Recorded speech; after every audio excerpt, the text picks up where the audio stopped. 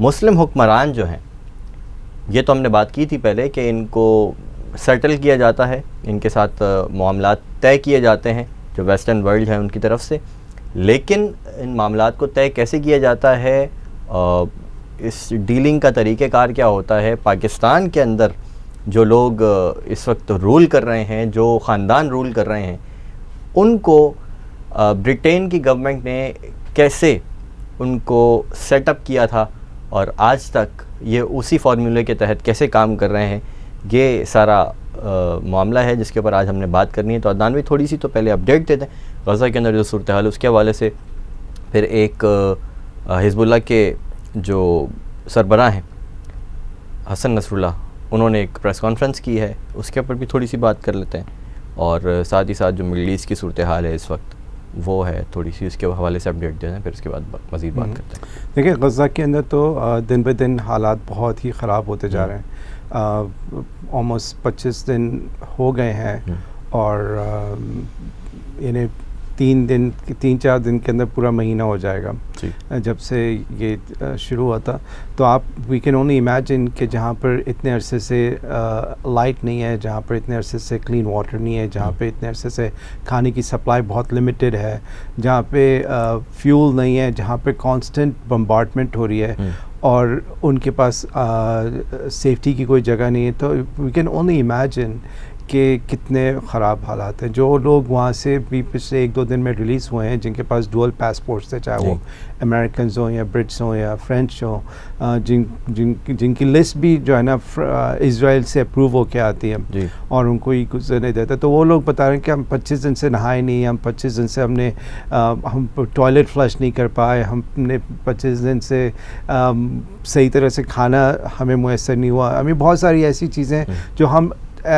جتنے بھی ہم لوگ رہ رہے ہیں، ہم یہ چیزیں گرانٹیڈ لیتے ہیں، فار گرانٹیڈ لیتے ہیں، چاہے ہمارے حالات کسی طرح سے بھی ہوں، بہت ساری چیزیں ہم فار گرانٹیڈ لیتے ہیں، اور وہ چیز ابھی جو ہے فلسطینیوں کے پاس، اور کچھ خاص طور پہ جو غزہ میں رہ رہے ہیں ان کے پاس نہیں ہے۔ ان سے ان کی ڈگنیٹی چھینی گئی ہے، ان سے ان کی فریڈم چھینی گئی ہے، اور ان کو ہیوملیٹ کیا جا رہا ہے دن بدن، اور ان پہ کانسٹنٹلی جو ہے بمبارڈمنٹ، اور ہر یعنی آپ سمجھے جو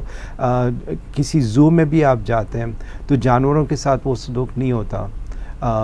پس پردہ، میں سامنے کی بندے جو یہاں پر کھلے عام جو ہے ان کے ساتھ دن بدن ہو رہا ہے۔ اور انفارچونیٹلی ہمارے مسلمان جو ہیں نمبرز میں آلموسٹ 2 بلین ہیں، اور ہم بس یہ تماشا بن کے روزانہ دیکھ رہے ہوتے ہیں، اور we have no power to actually stop it, یا ان کو کسی طرح سے کوئی ریلیف دے۔ انفیکٹ یہ کہنا چاہیے کہ جو ایک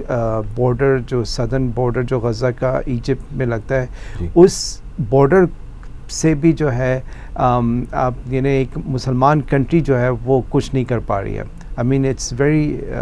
sad، اور یعنی بہت ہی شرم کی بات ہے، بہت زیادہ شرم کی بات ہے کہ ہم لوگ جو ہے نا کچھ اتنے ویک ہیں کہ اتنے زیادہ نمبرز ہونے کے باوجود بھی ہم اس صورتحال کو کسی نہ کسی طرح سے بہتر نہیں بنا سکتے۔